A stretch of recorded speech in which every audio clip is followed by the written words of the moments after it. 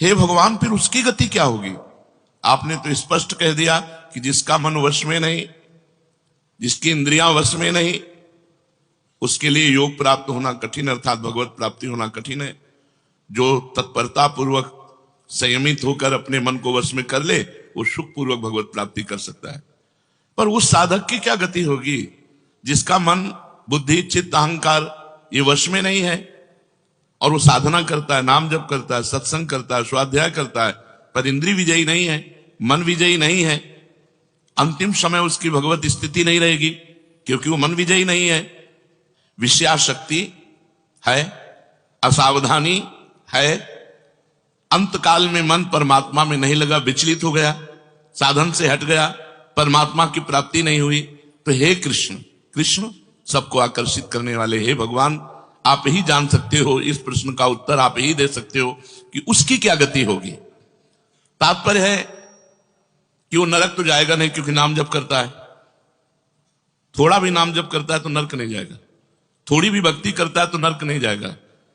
अजामिल के प्रसंग में यमराज जी ने अपने दूतों को आदेश किया था कि यदि कोई भी नारायण कृष्ण हरि बोलता है, गले में कंठी बांधे, वैष्णव है, भगवान का दास है, भूल करके मत जाना, तो नरक तो जाएगा नहीं, क्योंकि साधन करता है, नाम जप करता है, पाठ करता है, पर जितेंद्रीय नहीं है, मनोनिग्रही नहीं, इसलिए भगवत प्राप्ति तो होगी नहीं, ये भगवान कह रहे हैं।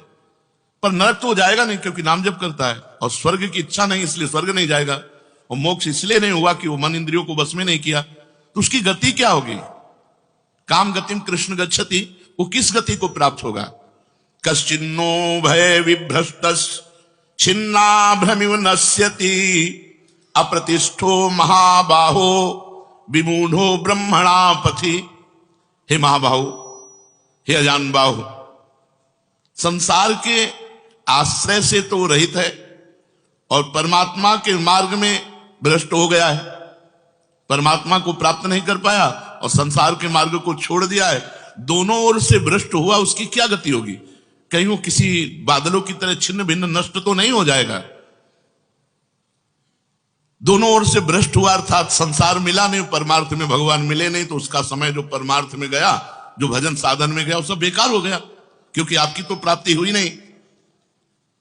एतन्मे संशयम कृष्ण छेतुर्मर्हस्य शेषतः, त्वदन्या संशयस्यास्य छेता नाहुपपद्यते।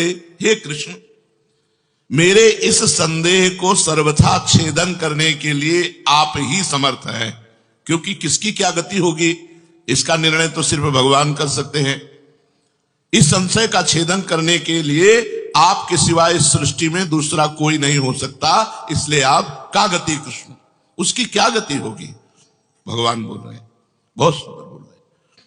पार्थ नैवेह नामुत्र विनाशस्तस्य विद्यते, नहि कल्याण कृत कश्चित् दुर्गतिम तात गच्छति। पहली बात है कि उसकी दुर्गति नहीं होगी, ये तो बस पक्की मान लो, वो नरक नहीं जाएगा, वो स्वर्ग नहीं जाएगा, मोक्ष नहीं होगा, लेकिन उनकी दुर्गति भी नहीं होगी। ऐसा नहीं है कि वो दुर्गति को प्राप्त हो जाए। जिसको अंतकाल में भगवान का स्मरण नहीं होता, उसका कहीं पतन तो नहीं हो जाता? अर्जुन का पूछना था। इस बात को लेकर के बहुत व्याकुलता थी कि बेचारा साधन कर रहा है, इंद्रियां बस में नहीं, मन में बस में नहीं, तो अंत समय भगवान का स्मरण नहीं होगा तो उसकी दुर्गति हो जाएगी। तो भगवान कह रहे पार्थ नैवेह नामुत्र विनाशस्तस्य विद्यते। हे पृथानंदन, सच्चे हृदय से जुड़ा था, भगवान जुड़ना देखते, रहत न प्रभु चित चूक किए की, करत सुरत सहबार ही की। भगवान उसकी क्रियाओं को नहीं देखते, उसके चित्त को देखा, हृदय की बात देखी। वो भगवान से जुड़ना चाहता है, वो भगवान को प्यार करना चाहता है, वो भगवान से मिलना चाहता है, पर इंद्रियां वश में ना होने के कारण, मन वश में ना होने के कारण बार बार वो विषयों में फिसल जाता है, बार बार भोगों में पतित हो जाता है। तो भगवान उसका पतित होना नहीं देखते, भगवान उसका चित्त से जुड़ना देखते हैं। रहत न प्रभु चित्त चूक किए की, करत सुरत सहबार ही की। हृदय की बात देखते, सच्चे हृदय से भगवान में जुड़ना चाहता था। अब उसका पतन नहीं हो सकता, मरने के बाद भी पतन नहीं हो सकता।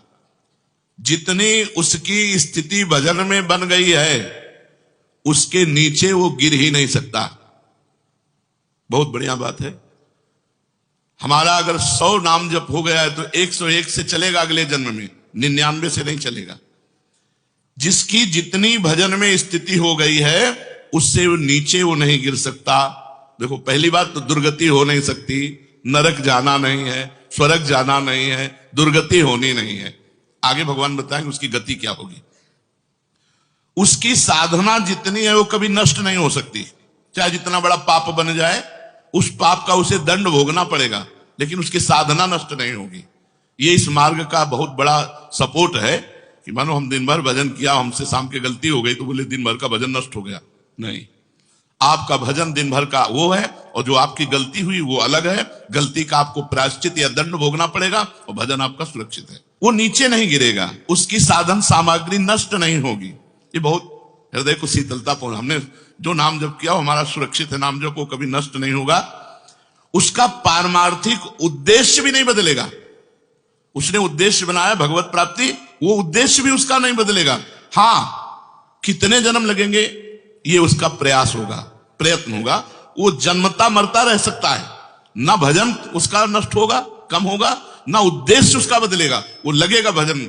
भक्ति बीज पलटे नहीं, जो जुग जाए अनंत, ऊंच नीच कुल उपजय होए संत को संत। वो कभी ऐसा नहीं हो सकता कि इतना भजनानंदी अब भ्रष्ट हो गया तो वो पतित हो गया, नीच और दुर्गति, अरे सब बेकार। कुछ नहीं, जो गलती हुई उसका दंड मिलेगा, और जहां से वो भजन कर रहा है वहीं से उसकी भजन की स्थिति आगे बढ़ेगी। जैसे उदाहरण में राजर्षि भरत का उदाहरण दिया था कि हिरन पे वृत्ति गई तो हिरन बने, लेकिन गंडकी नदी में खड़े होकर हिरन बन करके भी इतना भजन किया कि अगला जन्म जड़ भरत जी के रूप में ब्रह्मबोध संपन्न महापुरुष के रूप में हुआ। तो भगवान कहते हैं न ही कल्याण कृत कश्चित दुर्गतिम तात गच्छति। अर्जुन, हे तात, बहुत प्यार भरा संबंध है, उसकी दुर्गति नहीं हो सकती। जो मेरा थोड़ा भी भजन किया है उसकी दुर्गति नहीं हो सकती। साधक के लिए बहुत ही पॉइंट के आश्वासन की बात कह रहे हैं कि थोड़ा भी भजन किया तो उसकी दुर्गति नहीं हो सकती, और अगले जन्म में परमात्मा प्राप्ति की लालसा इतनी प्रबल होगी कि वो इंद्रियों मन को वश में कर लेगा। इस जन्म में जो चूक हुई वो अगले जन्म में सुधार लेगा। उसकी दुर्गति नहीं होने का तात्पर्य है कि जो मनुष्य कल्याणकारी कार्य में लगा हुआ है, जिसके लिए मनुष्य शरीर मिला है, वो कार्य कर रहा है, भजन कर रहा है, सत्संग कर रहा है, स्वाध्याय कर रहा है, ठाकुर सेवा कर रहा है, वो अपने असली कार्य में लगा हुआ है, पर उसका मन चलायमान है, उसकी इंद्रियां चलायमान, तो उसकी दुर्गति नहीं होगी। कारण कि उसका ध्येय चिन्मय तत्व भगवान में है, इसलिए उसका पतन नहीं हो सकता। मैं उसकी रक्षा करता हूं, तो उसकी दुर्गति कैसे हो सकती है? क्योंकि उसने थोड़ा भी सही मेरा भजन किया है। मेरी दृष्टि सर्वभूत हिते रता है, सब पर मोरी बराबर दया, सब मम प्रिय सब मम उपजाए। मैं सबको प्यार करता हूं। फिर जो मनुष्य मेरी तरफ चल पड़ा, अपना किसी तरह से कल्याण परम हित मानकर मेरी तरफ चल पड़ा, तो मैं उसे सबसे ज्यादा प्यार करता हूं। फिर मैं जिसे प्यार करता हूं उसकी दुर्गति कैसे हो सकती है? प्यार तो सबको करता हूं, लेकिन जो अपना मान करके मेरी तरफ चल पड़ा, मेरा भजन करने लगा, उसकी दुर्गति कैसे हो सकती है? मेरा वो समझे न समझे, उससे वास्तविक संबंध तो है ही। ममई वांसो जीव लोके जीव भूता सनातना। वो भले भगवान से संबंध ठीक नहीं लगा पा रहा, लेकिन भगवान तो जान रहे मेरा संबंधी है, मेरा अंश है। संसार के साथ उसका वास्तविक संबंध नहीं है। उसने मेरे साथ इस वास्तविक संबंध को, असली लक्ष्य को उसने स्वीकार किया कि अब इस जन्म में भगवान को प्राप्त करना चाहता हूं, तो चाहे जितना बड़ा गलती पड़ गई, अपराध पड़ गया हो, उससे दुर्गति उसकी नहीं हो सकती। भगवान कह रहे उसका किया हुआ साधन नष्ट नहीं हो सकता। हाँ, वो देखने में मोहित सा लगेगा कि भ्रष्ट हो गया, अब तो कोई भजन साधन नहीं, अब तो भ्रष्ट सा हो गया है, साधन छूटा दिखाई देगा। परंतु ऐसी परिस्थिति में भी मैं उसका साथ नहीं छोड़ता।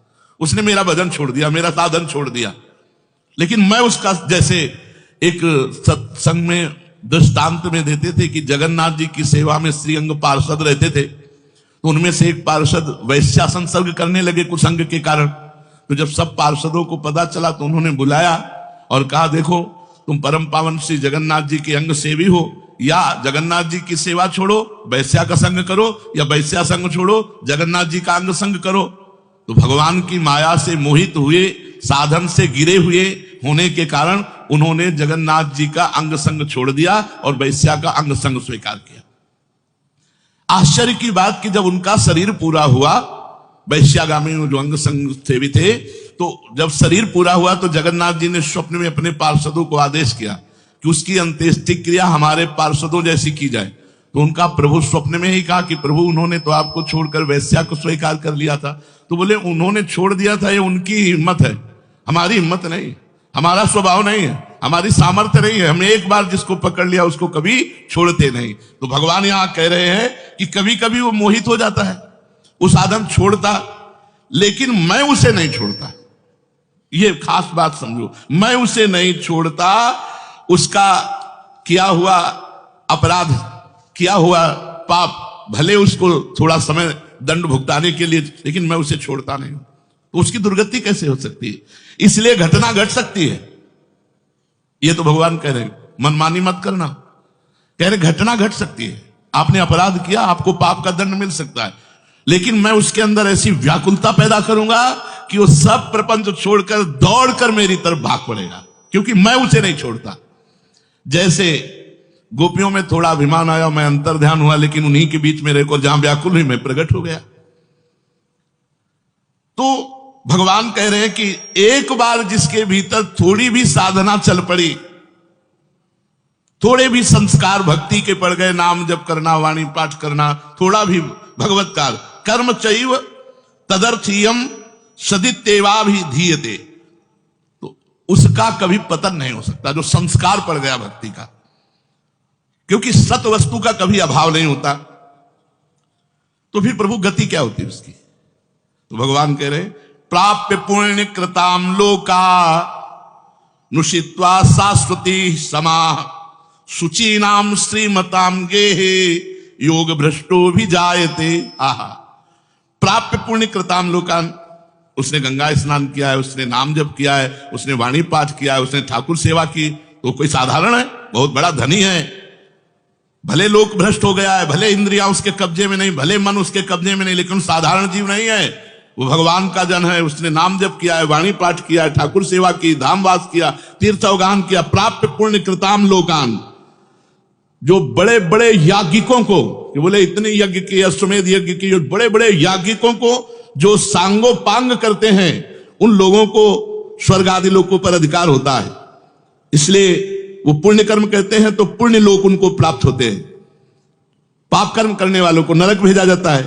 परंतु साधक पुण्य कर्म थोड़े किए, भजन किए, तो जैसे किसी रास्ते में चल के उसकी वीआईपी व्यवस्था की जाए, ऐसी व्यवस्था उसकी होती है स्वर्ग में। जितने दिन उसको अगला जन्म नहीं मिलेगा, उतने दिन भारी व्यवस्था स्वर्ग में उसकी होगी।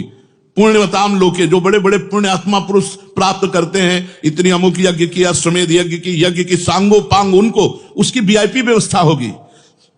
प्राप्य पुण्य कृताम लोका नुषित्वा शाश्वती समाहा, उसको शुभ कर्म का परिश्रम, बड़े बड़े परिश्रम करके जो स्वर्ग आदि के भोग प्राप्त करते हैं, उसे न प्रार्थना करनी पड़ी है, न शुभ कर्म करना पड़ा है, न यज्ञ आदि कर्मों का सांगोपांग अनुष्ठान करना पड़ा है, उसकी ना स्वर्ग की चाह है, वो उसकी व्यवस्था होगी।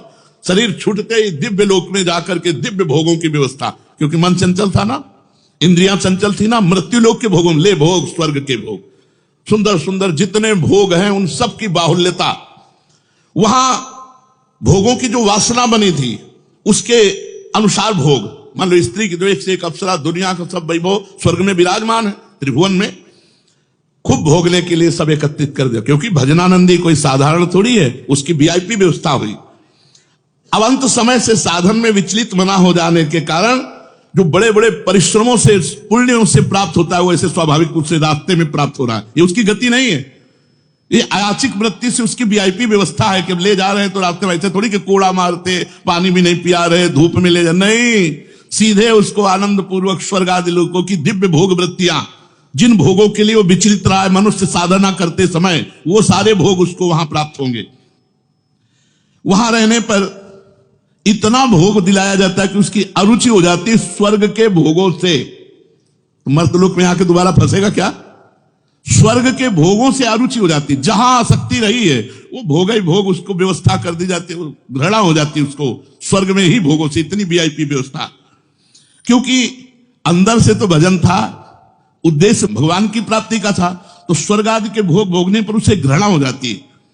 वो अपनी वासना जो अंदर थी, जिनके कारण इंद्रियों मन को जीत नहीं पाया, वो देख लेता है, अरे अब ये तो मर्त्य लोक के भोग है, स्वर्ग के भोग, उसको वहां उसके अंदर घृणा हो जाती है। उसित्वा शाश्वती क्षमा, फिर उसे और ऊंचे लोकों में, अगर समय है अभी, तप लोक, जन लोक, महालोक, ब्रह्म लोक, ऐसे महान लोकों में उसे ऊंचे के लोकों में भेजा जाता है। और वहां भी इसलिए भेजा जाता है कि यहां के स्वर्ग के भोगों से रुचि, अब यहां के ब्रह्म लोक के भोग देख ले। भजन का फल है ब्रह्मादिक के भोग सब विषम लागत ताई, नारायण ब्रज चंद की लगन लगी है जाई। जब ठाकुर जी से मिलने की चाह लग जाती तो यही इसी शरीर में ब्रह्मादिक के भोगों से भी वैराग्य हो जाता है। भोग भोगने के उद्देश्य से नहीं, क्योंकि जो भोग भोगने के उद्देश्य से जाते हैं उनके पुण्य क्षीण होने पर फिर वो लौटकर मृत्यु लोक में आते हैं, इसलिए वो सीमित वर्षों तक स्वर्ग लोक आदि में रहते हैं। परंतु जिसका उद्देश्य भोग नहीं भजन था और योग भ्रष्ट हो गया है सूक्ष्म वासना के कारण, तो स्वर्ग आदि लोकों में जाएगा, उसका भजन नहीं छीन होगा। जैसे पुण्य आत्मा स्वर्ग गया, भोग भोगा, तो उसका पुण्य छीन होगा, लेकिन इसका नहीं, इसका तो स्टॉक है, ये तो भागवतिक व्यवस्था है उसकी, ये ब्याज की व्यवस्था है। मूल तो वैसे ही साधन संपत्ति है। देख लो, कोई घाटे का सौदा नहीं, वीआईपी व्यवस्था होगी मरने के भी बाद, अगर चूक हो गई तो, और चूक ना हुई तो सीधे निकुंज चलना है। वैसे यहां चूक हो जाए तो भी निकुंज जाना है, क्योंकि वृंदावन धाम है ना। अगर यहां शरीर छूटेगा तो यहां स्वर्ग थोड़ी ले जाएंगे, देवताओं का प्रवेश है नहीं, यहां तो वृंदा सखी सहचरियों का है। वो बहुत वर्षों तक उसके भोग सुविधा की सीमा नहीं रहती, ऐसी व्यवस्था होती है। अच्छा, जो भोग भोगने के उद्देश्य से ऊंचे लोकों में जाते हैं उनको फिर पतित होना पड़ता है, लेकिन ये योग भ्रष्ट जब ऊंचे लोकों में जाता है तो पतित नहीं होता, उसकी साधन संपत्ति प्रकाशित रहती है ज्यों की त्यों, और उसका सद्भाव जागृत रहता है। सब मिथ्या है, भगवान मिथ्या करवाते करवाते ब्रह्मलोक तक के भोगों का मिथ्या। अब उन सुख भोगों को भोगने के बाद सुचि नाम श्रीमताम गेहे योग भ्रष्टो भी जाते। अब यहां जब प्रकट हुआ, कब उसका जन्म होगा, कोई सीमा रखी जाती है, अरुचि, अरुचि सीमा रखी जाती है। जब तक उसे भोगों में अरुचि नहीं होगी तब तक ऊपर के लोगों को भोगों में उसे रखा जाएगा।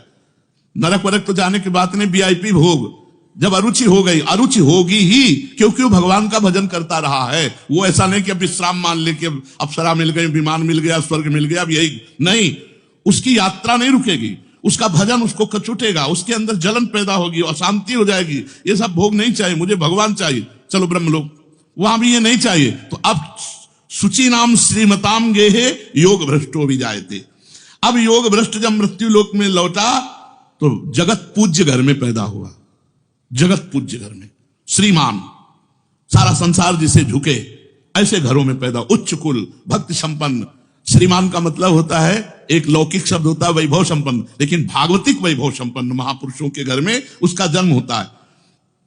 और लौटने का कारण जो है, उस कारण को भगवान जानते हैं, उसकी बहुतायत कर देते हैं। स्वर्ग भोगा, ब्रह्मलोक के भोग भोगे, और यहां सारे भोग उसके दे दे, ये ले, अरे भगवान का दास है कोई और, ये ले, ऐसे घर में पैदा किया।